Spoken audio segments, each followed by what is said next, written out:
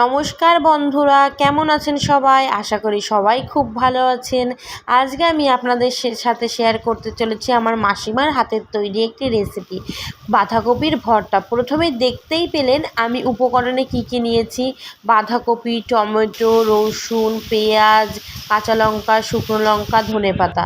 প্রথমে আমি কড়াইটি গরম করে তাতে অল্প সামান্য তেল দিয়ে বাঁধাকপিটি দিয়েছি।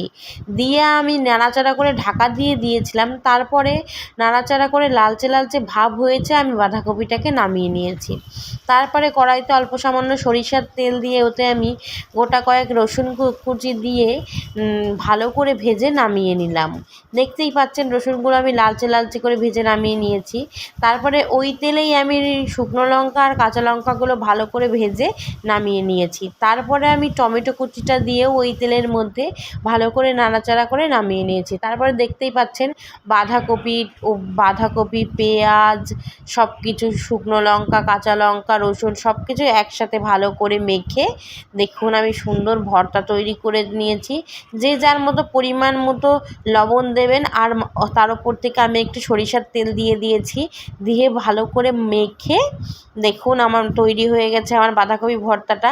বাঁধাকপি ভর্তাটা আপনাদের সবার কেমন লাগলো অবশ্যই জানাবেন। লাইক, কমেন্ট অ্যান্ড শেয়ার করবেন। ধন্যবাদ।